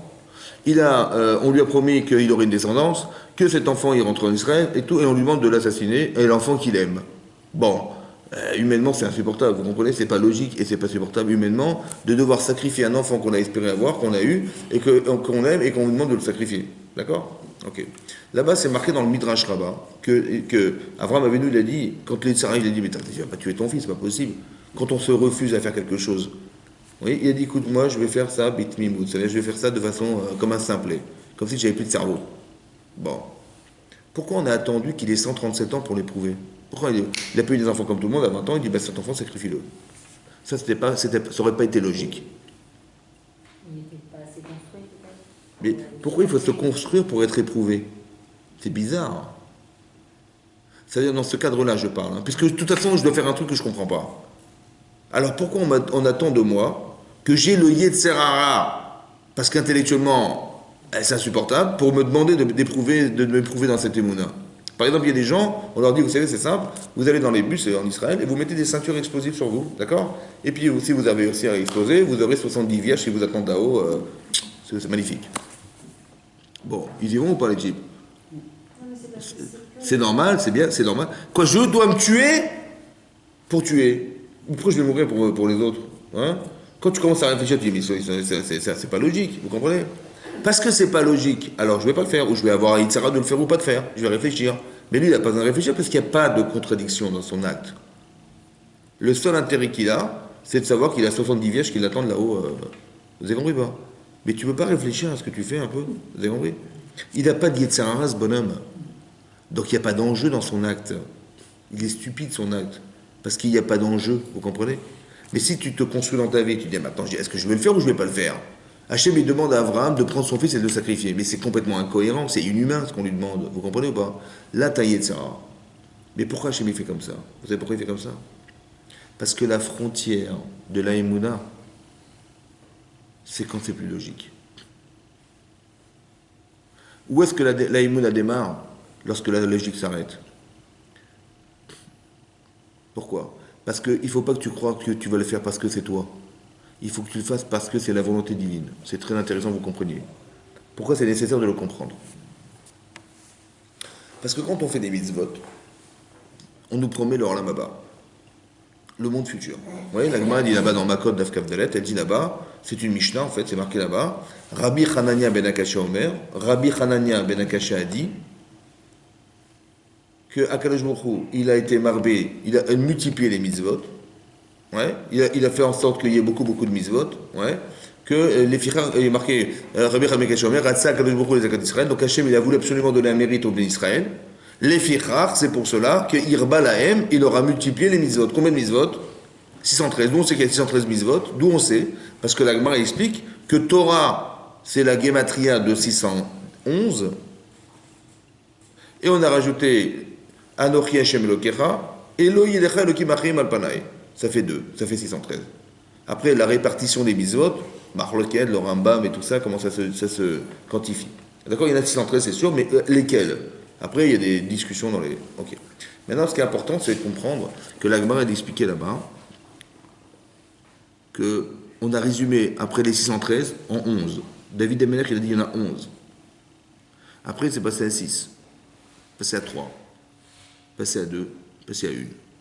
La seule misa qui nous reste, qui concentre toute la Torah, c'est Tzadik Behemunato Yichye. Tzadik Behemunato Yichye. Le Tzadik, il vivra par sa Emuna. C'est vrai que si on a la croyance en Dieu, on peut tout faire. Ça va? Pourquoi c'est irrationnel? Et pourquoi? Et comment, expliquez-moi comment, en faisant une mitzvah, ouais, là-bas, ce que le Rambam explique là-bas dans les Pirouch à Mishnayot, il explique le Rambam, là-bas, le Rambam, il dit que pourquoi c'est marqué qu'il n'y en avait qu'une? Parce que si tu es capable, dans les 613 mitzvahs, d'en faire qu'une seule, tu es méritant d'arriver au Olam Haba. Alors pourquoi 613? 613 occasions. Mais si tu l'as fait, les Shem Shamaim, avec Kaogen, comme il faut, et Kacher, et tout ce que tu veux, avec une seule mitzvah, tu as gagné ton Olam Haba. Maintenant, expliquez-moi comment une seule mitzvah temporelle, enfermée dans un espace temporel, parce que quand je réfléchis, quand j'agis, ben c'est dans un espace, moi je suis limité, mon esprit est limité, la mitzvah est limitée, le temps est limité, tout est limité. Il n'y a rien qui est illimité dans ce que je fais, n'est-ce pas? Comment je peux atteindre l'infini dans la limite de ce que je fais? Comment c'est possible? Comment je bascule dans l'infini? On dit, tu vas faire cette mitzvah, une seule parmi les 613, tu l'as fait comme il faut, hein? Tu mérites le monde futur. Mais le monde futur est éternel. Le monde futur est infini. Mais comment on peut atteindre l'infini dans la limite de ce que nous sommes, dans la limite de ce que nous faisons, dans la limite de ce que nous comprenons, dans la limite de ce que nous avons fait vivre, ou dans la limite des objets qui sont les objets utilisés pour la mitzvah? Tu me dis fini, ça mesure 4 cm sur 4 cm. Où est-ce que l'infini se trouve? Vous comprenez ça? En fait, il faut comprendre comme ça. Si tu fais les choses parce que tu les comprends, tu les enfermes dans la limite de ce que tu es. Eved Hashem, c'est de comprendre qu'en fait, je le fais pour lui. Le Rav Dessler, il donne cet exemple qui était un symbole très fort. Le Rav Dessler, il explique, on dit Shabbat, c'est Me'en Olam Haba. C'est à l'image du monde futur. Que que le Shabbat c'est une nachala, un héritage des Metzarim sans limite. En quoi le Shabbat c'est quelque chose qui est illimité? En plus, le Olam Haba, est-ce qu'on mange? Est-ce qu'on dort? Est-ce qu'on se repose? Est-ce qu'on kiffe? Est-ce qu'on... Hein? Non. D'accord? Donc en quoi le fait d'être dans le Shabbat, ça a une correspondance avec le monde futur? Alors lui, il explique comme ça. En fait, la correspondance est la suivante. Quand vous faites... Parce que quand on mange Shabbat, ouais, il y a une mitzvah de l'Ekadesh et à Shabbat. L'Ekadesh et Shabbat, sanctifier le Shabbat, c'est le différencier, le spécifier. Comment c'est spécifier Shabbat? Parce que je m'habille différemment. Je ne m'habille pas le Shabbat quand je m'habille en semaine. Ouais, voilà. Je différencie la façon dont j'ai de manger, ce que je mets à table, comment je dresse ma table, qu'est-ce que je mets comme vêtements, qu'est-ce que je dois faire. Je n'ai pas le droit de parler de paroles de semaine pendant le Shabbat, donc je sanctifie, je spécifie ce jour. Il est spécial ce jour. Mais en quoi il est spécial? Oui, en quoi il est spécial? Il est spécial parce qu'on va fêter quelque chose. On va fêter, vous savez quoi? La finalité de la création du monde. Un jour, Hachem, il a créé le monde en 6 jours, il s'est arrêté. Le 7e jour, on a fait le Shabbat. En vérité, Adam Arishon a été créé vendredi, et s'il n'avait pas fauté, il serait rentré dans le Shabbat, c'est-à-dire dans le Eden. Il était dans le Gan, dans le jardin, il devait rentrer dans le Eden. Le Eden, c'était l'espace qui est limité du Shabbat. Maintenant, quand je fais une Séouda, quand vous faites une Séouda, un repas Shabbat. Pourquoi vous mangez Shabbat? Pourquoi on mange Shabbat? Pourquoi on doit avoir du plaisir? Honnête, c'est du plaisir à manger Shabbat. Comme on a du plaisir à fêter l'anniversaire de nos enfants. Ouais. Qu'est-ce qu'on fait? On fait un gâteau. Quand il y a une bar mitzvah, on mange. Quand il y a une brit mila, on mange. Quand une bar mitzvah, un mariage, il faut manger. Il faut manger. Je ne sais pas pourquoi il faut manger. Voilà, pour fêter les choses, il faut manger. Et pourquoi il faut manger? Pourquoi il faut manger pour fêter un événement? Ouais. Et plus l'événement est grand, et plus la séouda est grande. Ça va? Un petit anniversaire, c'est un gâteau, mais le mariage, c'est 300 personnes, 400 personnes.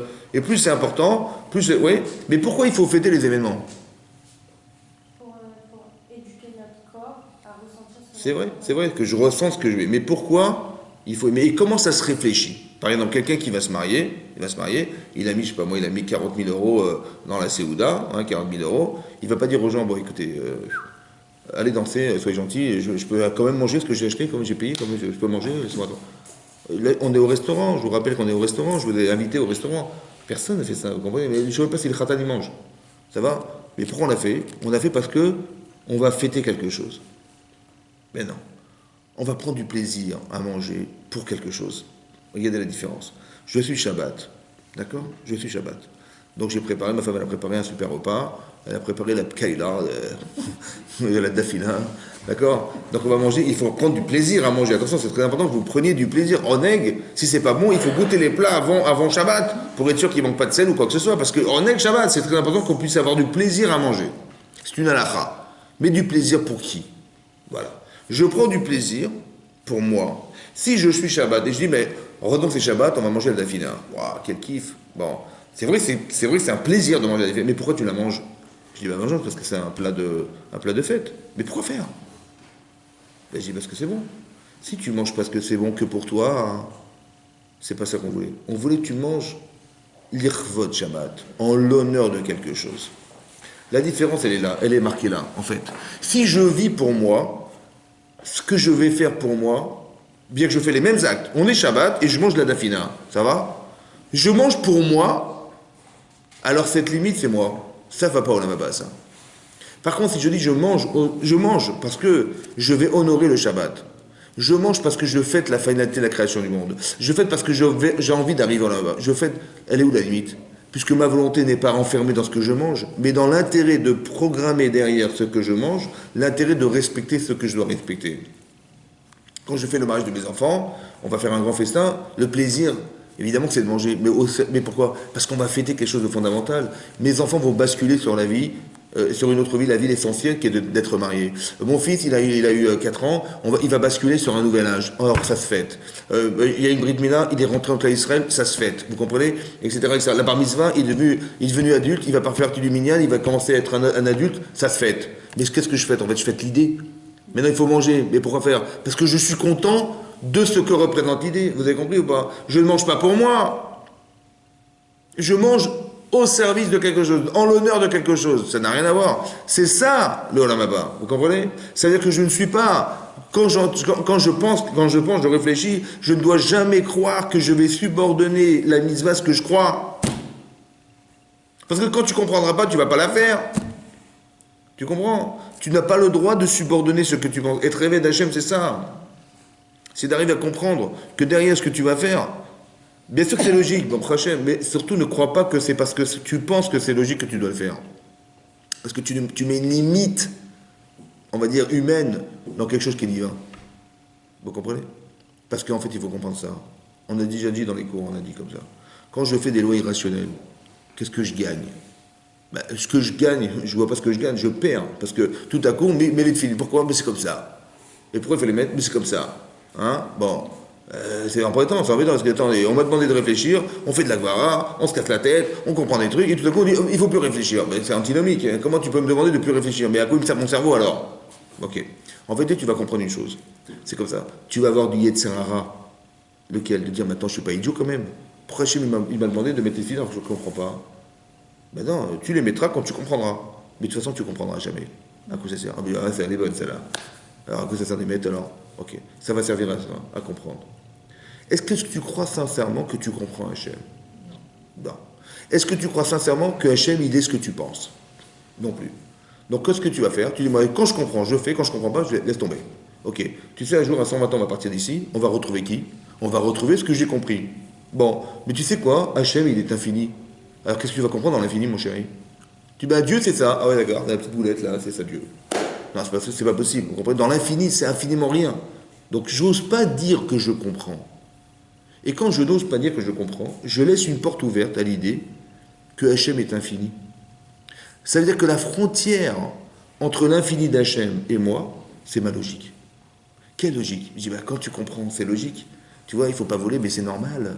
Et quand tu me dis, mais j'étais un voleur, et tu m'as demandé de m'intégrer dans la société, de quelle manière? Bah, tu vas travailler chez un employeur, tu vas gagner ta vie, ça va prendre 6 ans de ta vie, tu es un Eved, tu t'es intégré, grâce à Dieu, tu t'en es sorti, grâce à Dieu, tu es capable de produire et de vivre de ton travail, c'est fantastique, mais grâce à qui? Mais grâce à mon employeur, mais j'aime mon employeur, mais c'est ça que je veux faire, donc je vais continuer à travailler chez lui, précisément, mais non, c'était de l'intégration.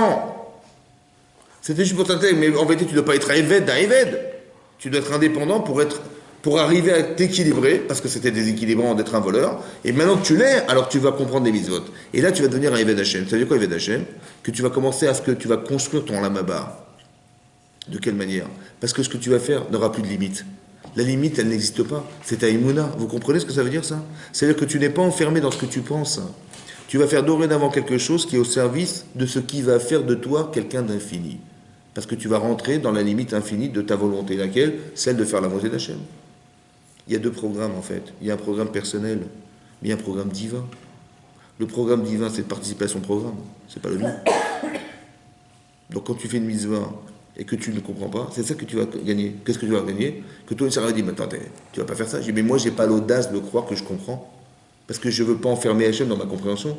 Je vais le laisser exister dans ce que je ne comprends pas. Et or, Hachem, il se trouve plus dans ce que je ne comprends pas de ce que je comprends de lui. Donc laisse-le vivre, laisse-le exister dans ce que tu ne comprendras pas, parce que là, tu vas le voir complètement. Tu dis, ça va dire, mais tu vas pas faire ça quand c'est stupide. Je dis, mais je suis désolé, tu as raison, c'est stupide pour quoi? Humainement, c'est stupide. Logiquement, ça n'a pas de sens. Mais c'est fait exprès. Parce qu'il y a une logique que tu ne conçois pas. C'est celle d'Hachem. Mais lui, tu crois qu'il est incohérent, lui? Non. Il t'a pas demandé d'être un idiot. Il t'a demandé d'accepter ce qu'il va te dire. Et la différence, elle est extraordinaire. Parce que je deviens quelque chose. Par exemple, vous allez comprendre. Regardez la conséquence physique que ça peut avoir. Un jour, Avraham Avinu, il a reçu des anges. 3 anges. D'accord? Et il était devant la porte, il leur a donné à manger, comment vous dire, des langues de veau. Il leur a donné à boire, il les a mis à l'ombre d'un arbre pour se rafraîchir. Bon. C'était logique, c'était cohérent ou pas? C'était logique ou pas? C'était logique ou pas? Achnasatochim, d'avoir l'hospitalité, c'est logique. Très bien. L'Agma de Rabbi Metzia, elle dit là-bas que par le mérite qu'il est donné à boire, on a eu le puits de Myriam pendant 40 ans. Par le mérite qu'il les a mis à l'ombre d'un arbre, on a eu les colonnes de nuée qui nous ont protégés dans le désert pendant 40 ans. Et parce qu'il leur a donné à manger des langues, de trucs, on a eu la manne dans le désert pendant 40 ans.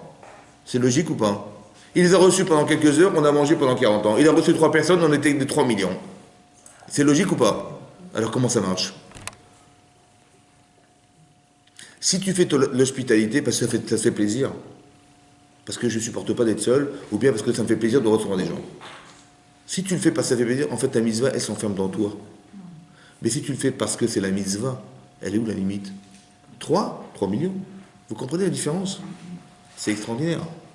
Ça veut dire que Il a donné à certaines personnes des choses naturelles. Il y en a qui arrivent plus à faire le mitzvah que d'autres. Très bien. Alors est-ce que pour eux, comme Oui. c'est facile, Oui. la mitzvah, elle compte moins? Elle compte moins, oui.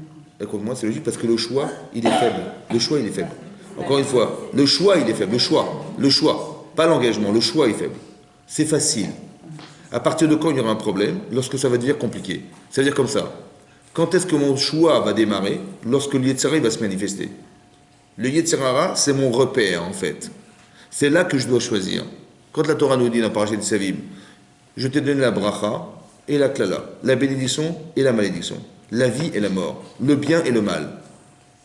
Et tu dois choisir la vie. C'est quoi choisir la vie? Est-ce qu'on aurait été suicidaire pour que Dieu nous dise il faut choisir de vivre, hein? C'est ça qui est marqué? Oui, il y a marqué ça? Non, il y a marqué quoi, non? Choisir de vivre, c'est la chose la plus compliquée. C'est quoi de vivre? Mais quand la Torah, quand le Yitzhak me dit mais tu es folle ou quoi, tu vas faire toi? Je dis mais je m'en fous, je dois vivre. C'est quoi vivre? C'est de choisir ce qui me fait vivre. Ouais, libre. Vous avez compris ou pas?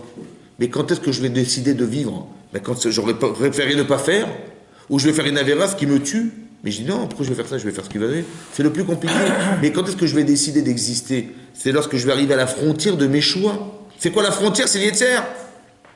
Quand on dit à Abraham, prends ton fils, sacrifie-le, Sarah dit, attends, mais tu vas quand même pas sacrifier l'enfant que tu aimes. En plus, tu as toujours expliqué aux gens d'arrêter de faire des sacrifices d'enfants. Et toi, tu vas sacrifier ton fils. Vous avez compris? C'est très compliqué pour lui, mais c'est là la frontière. C'est là qu'il va dire, Abraham, il va dire à Sarah, il dit, mais tu as raison à 100%.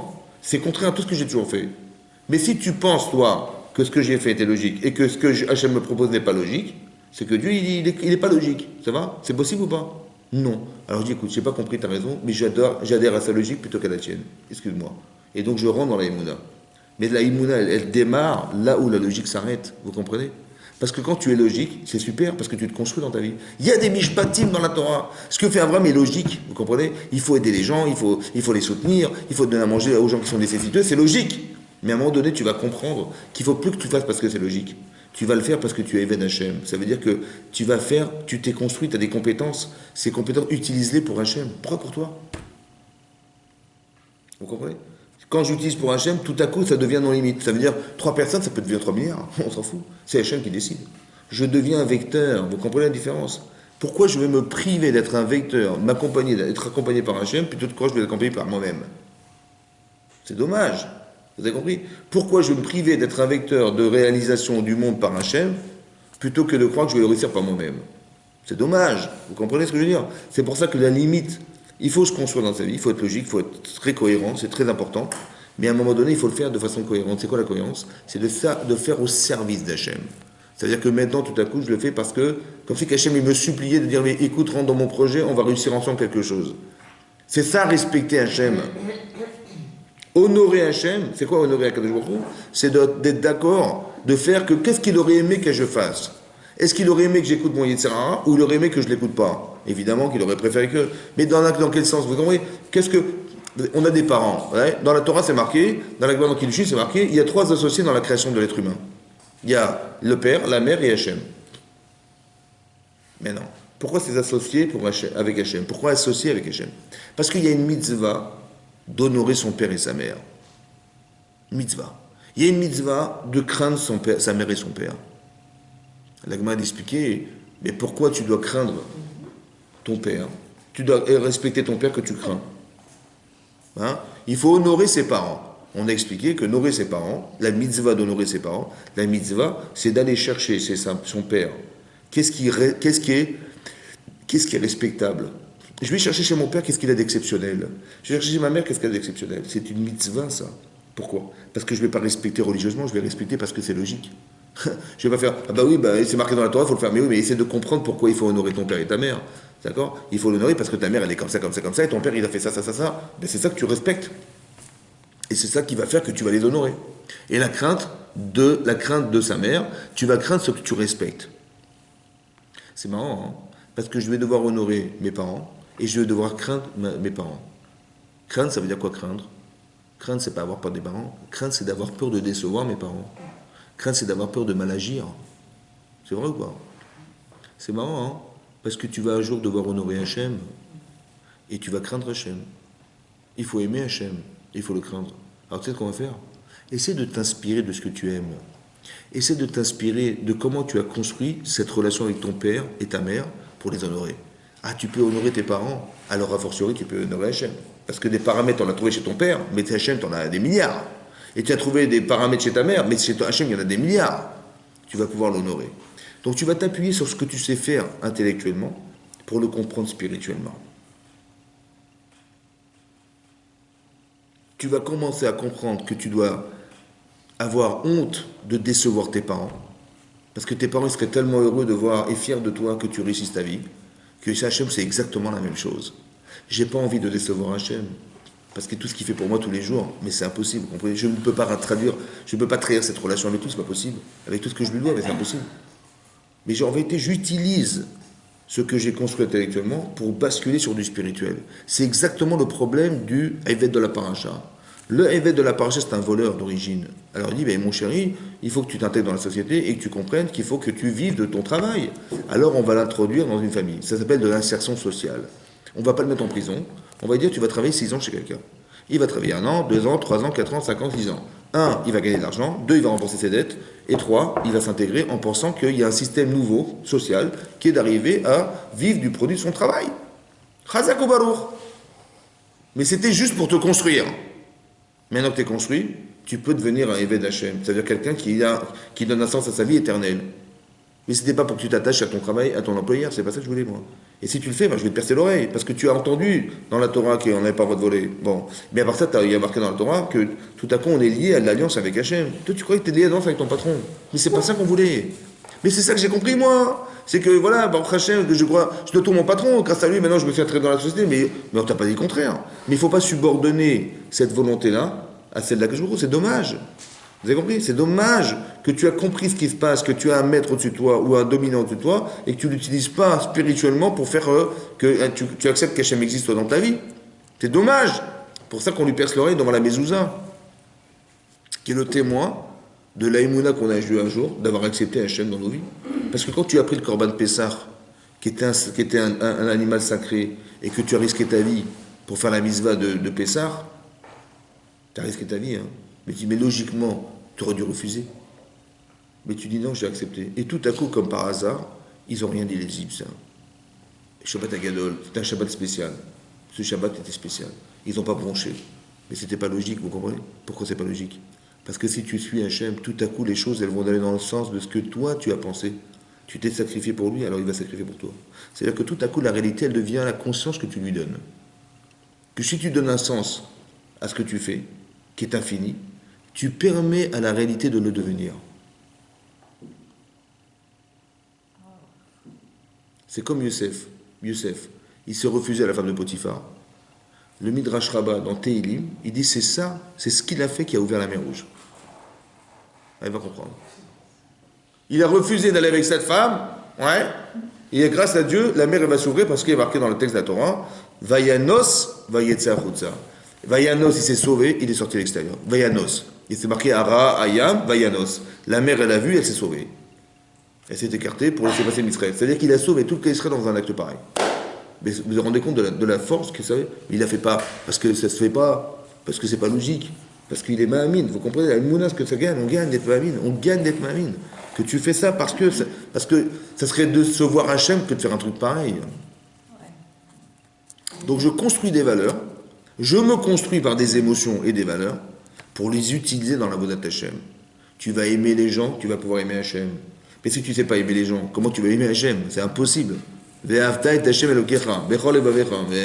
Comment c'est possible? Vous comprenez? Mais si je ne sais pas aimer les gens, je n'arrive pas. Tu ne pourras jamais envisager d'aimer Hachem, c'est impossible. Donc on utilise un facteur logique pour l'utiliser et basculer sur du spirituel. Parce que Hachem est infini. Tu ne peux même pas le concevoir. Et tu ne le vois pas. Comment tu vas... Alors tu vas comprendre, c'est ça qu'il faut faire, comprendre que c'est possible. Parce que si tu exerces et que tu comprends ce que tu vis à un sens logique, alors utilise-le au service d'Akadosh Baruch Hu. C'est-à-dire dans la limite de ce que tu vas concevoir. Tu vas respecter les gens, mais a fortiori Hachem. Tu vas aimer les gens, a fortiori Hachem. Tu vas craindre de faire des erreurs dans ta vie, a fortiori de craindre de te tromper dans ton existence personnelle avec Hachem. Évidemment, c'est comme ça. Et ça, c'est important qu'on devienne Eved Hachem, serviteur d'Hachem. Pourquoi? Parce que je sais que le but de ma vie, c'est d'amener à ce que le projet qu'Hachem il a organisé autour de moi, si j'y adhère, peut arriver à ses fins. C'est très important que vous compreniez ça. Ah, vous avez vu qu'à chaque fois les tzadikim, ils ont un problème, à chaque fois ils font référence à ça. Et ça change complètement la façon de penser. Par exemple, j'ai vu une histoire, c'était le Rav Aryeh Levin. Le Rav Aryeh Levin, c'était le tzadik de Jérusalem. On l'appelle le Rav Aryeh Levin. Oui. Qu'est-ce qui s'est passé? C'était la guerre de Kippour. Et les gens, ils se cachaient dans les bunkers, dans les maisons, vous savez, il y a les miklatim, là, ce qu'on appelle les miklatim, ils se réfugiaient là-bas, ils étaient barricadés là-dedans, et les gens s'entretuaient dans la rue carrément. Et il a vu quelqu'un qui est rentré avec un appareil photo. Bon, il a dit, écoute, si tu veux, on sort tous les deux, et on va prendre des photos des gens qui sont décédés. Et le Rav, il est fou, quoi. Il dit, ouais, si on voit des gens morts dans la rue, on prend des photos. Il dit, mais qu'est-ce que mais pourquoi vous voulez faire ça? Je dis, suis-moi. Il dit, mais je ne veux pas, je suis un truc pareil, ça va pas. D'abord, c'est dangereux, et à part ça, je ne suis pas fou, je ne vais pas prendre des photos des morts. Il dit, si tu fais ça, je te promets que tu vas au Lamaba avec moi. Bon, il a réussi à le convaincre, ils sont sortis. Il se baladait dans les rues de Jérusalem, et quand il voyait quelqu'un qui était décédé, il prenait des photos de son visage, et il passait, et il rentrait, ils ont échappé aux Palestiniens qui les tuaient là-bas, et ils sont retournés dans le truc. Bon, il n'a rien compris, le photographe, il n'a rien compris ce qu'il voulait leur Rav, il est fou, c'est les photographies des morts. Après la guerre, vous savez que les gens qui étaient décédés, on les enterrait vite. Et après, il y a les femmes de ces gens qui étaient morts, en fait, on ne les retrouvait pas. On ne sait pas s'ils avaient été prisonniers, s'ils avaient été enterrés en vitesse, on ne savait pas. Ces femmes, elles devaient rester à Gounod, ça veut dire des femmes qui ne pouvaient plus se remarier. Vous savez ce qu'il a fait, le Rav Aryeh Levin? Il a dit, bon, on va récupérer les photos. Et on a développé les pellicules. Et on s'est rendu compte qu'effectivement, leur mari était décédé, et donc elles pouvaient se remarier. C'était des preuves. Mais vous imaginez à quoi il a pensé ou pas? Vous savez ça, c'est Eved Hachem. Eved Hachem. Il a dit, les pauvres femmes, si les pauvres soldats, ils vont mourir dans la guerre, et comment vont se remarier ces pauvres femmes? Eux, ils ont eu le courage de se battre, et ces femmes, elles vont rester des femmes qui vont pouvoir se remarier. Vous avez compris ce qu'il a vu? Quand il a vu le photographe, à ça, il a pensé, mais c'est Eved Hachem, ça. Quand on est au service de soi, on pense à sauver sa peau. Mais il a dit, mais il n'a pas pensé une seconde à sauver sa peau, il a pensé. Et Hachem, il l'a sauvé il l'a sauvé Hachem parce qu'il a pensé à ses femmes. Pour Hachem. Vous avez compris, c'est ça, Hachem. La misère dit, mais ça fait tellement de peine. Mais j'ai compris, mais il ne le fait pas parce que ça fait de la peine, c'est parce que Hachem, qu'est-ce qu'il attend de toi, tu crois? Qu'est-ce qui lui ferait plaisir que je fasse? Qu'est-ce que je peux faire qui va l'honorer? Comme mes parents. Mais si je réussis ma vie et je suis un homme équilibré, j'ai une vie de famille, mais mes parents sont fiers de moi, évidemment. Mais c'est exactement pareil. Et utilise un système parental pour comprendre qu'Hachem, il est exactement dans cette même démarche. C'est pareil. C'est ça être Eved Hachem. Vous comprenez, le service d'Hachem. Tu fais des mitzvot parce que ça t'amène à construire ta vie. Mais pas parce qu'elle est socialement acceptable. Tu vas utiliser la logique sociale pour arriver à basculer. Il y a des mishpatim et il y a des chukim. Il y a des lois rationnelles. Et les amishpatim, asher tasim lefem. Voici les lois. Les mishpatim, les lois rationnelles qu'on te propose. Et toute la paracha, c'est que des lois logiques. Mais comprends bien que la logique, elle ne s'arrête pas à ce que tu crois. C'est des mitzvot. Il y a une partie infinie dans quelque chose qui s'appelle la mitzvah. Ne le fais plus parce que tu le sens, ça te semble logique et normal. Tu vas arrêter de croire qu'il faut vérifier les dates parce qu'il y a peut-être des vers dedans. Bon, mais moi ça me dégoûte de manger des dates avec des vers. Alors je vais arrêter de manger des dates avec dedans. Je vais vérifier qu'il y a bien c'est bien propre et il n'y a pas des vers dedans. Bon, mais pourquoi tu l'as fait? Parce que je ne peux pas manger des dates avec des verres, ça c'est dégoûtant. J'ai dit, t'as raison, mais c'est dommage. Parce que tu le fais pour toi. Pourquoi tu ne le fais pas pour la mitzvah?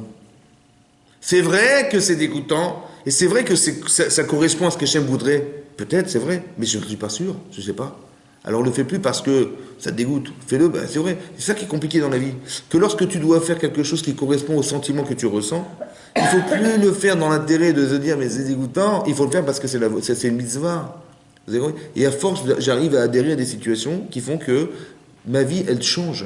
Tout à coup, Hachem existe dans ce que je fais. Vous avez compris? Dans chaque choix de ma vie, Hachem se trouve. Alors que là, il peut se trouver logique.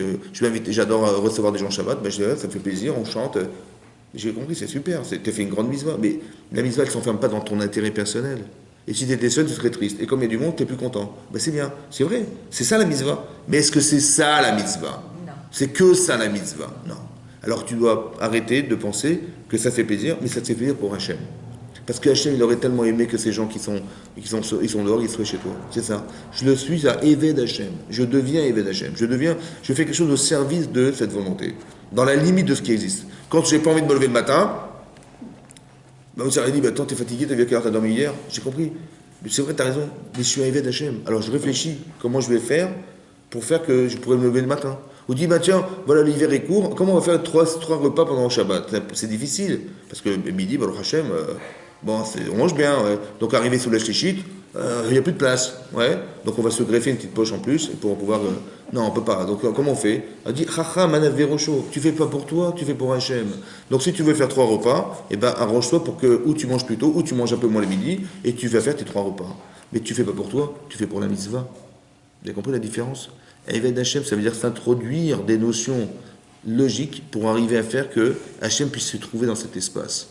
Et pas le faire forcément dans une limite qui est la nôtre. Parce que la limite qui est la nôtre, en fait, la mitzvah, j'ai fait une mitzvah, hein, mais elle est concentrée sur ce que je ressens et pas sur ce que je devrais faire. C'est ça la différence.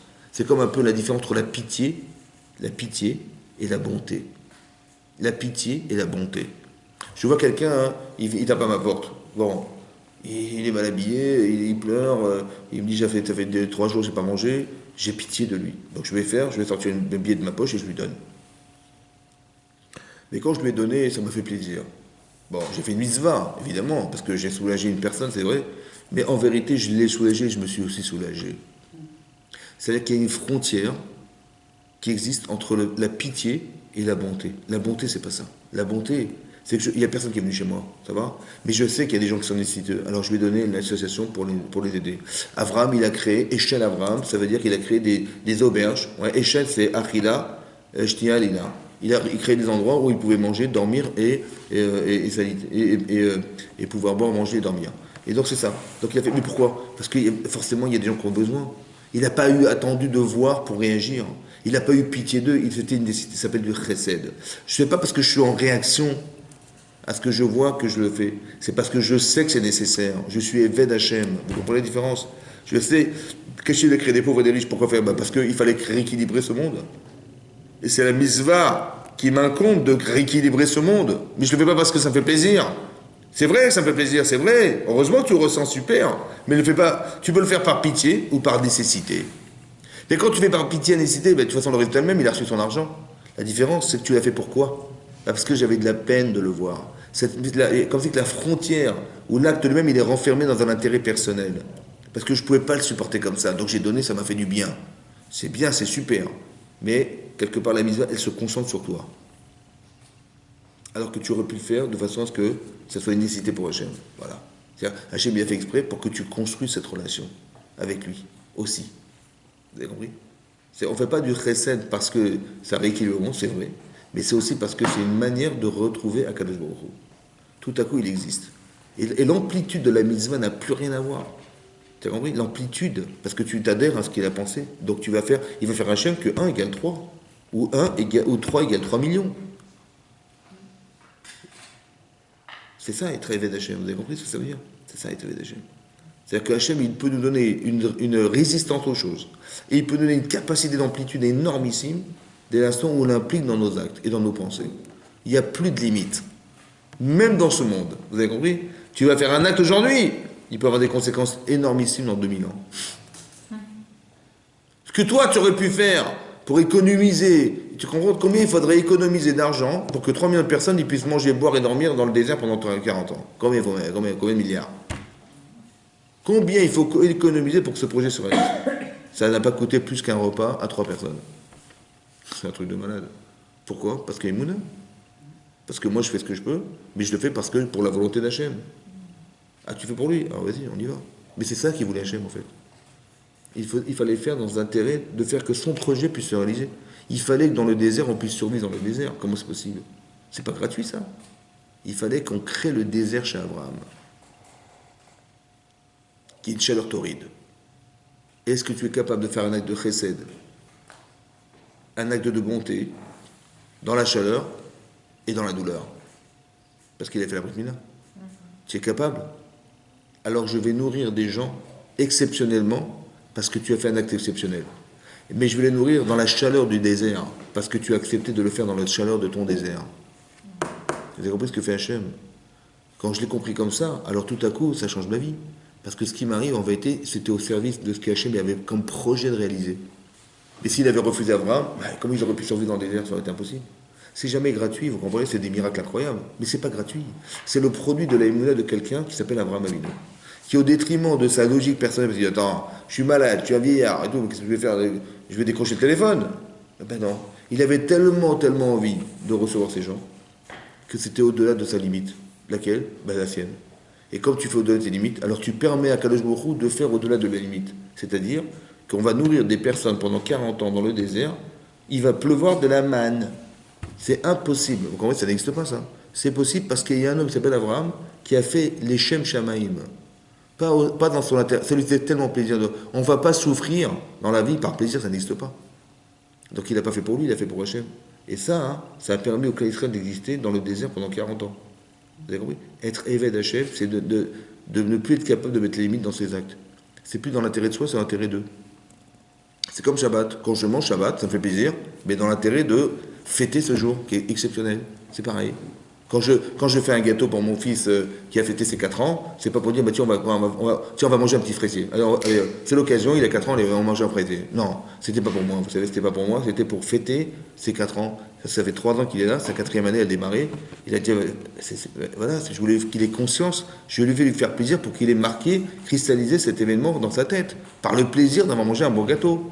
Mais vous avez compris, c'était dans l'intérêt de lui, pas dans l'intérêt de moi. Si j'avais pas envie de manger une tarte aux pommes ce jour-là, c'est pas ça que je voulais qu'il soit marqué par le plaisir qu'il avait de manger quelque chose qui lui rappelle son âge. Et tu vois, c'était 3 ans, c'est super, hein, et je l'encourage. Mais c'est à ça qu'il a servi le plaisir, à cristalliser quelque chose pour lui construire son avenir. Et bien c'est dans le même système qu'il faut vivre.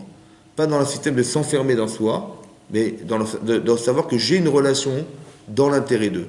Et ça change la vie, vous comprenez? Que dès dimanche, on a fait Shabbat, dès dimanche, je n'ai plus de relation à l'autre par intérêt personnel. Parce que je l'ai fait pour quelque chose. J'ai mangé en l'honneur du Shabbat. J'ai cette relation en l'honneur de la relation qu'on doit créer parce qu'on a un avenir commun ensemble dans notre vie. Donc je ne le fais plus par intérêt. J'ai même honte de le faire pour moi, parce que je le fais dans l'intérêt d'eux. Vous comprenez? C'est extraordinaire. C'est-à-dire qu'on arrive à construire sa vie au service de quelque chose qui n'a plus de limite en soi. Et c'est ça qu'on doit construire pour arriver au Lamaba. Et quand on fait par intérêt, c'est compliqué, mais il suffit d'une mitzvah pour arriver là-bas. Il faut la faire comme il faut, correctement, au service d'Hachem, dans cet esprit-là. Et c'est dans cet esprit-là qu'on construit sa vie, et sa vie future aussi. Chazak ou Baruch, merci beaucoup, Chazak. On va dédier le feu pour la réfoua Shema de Eva Kochava, Myriam Bat, Yael. Amen.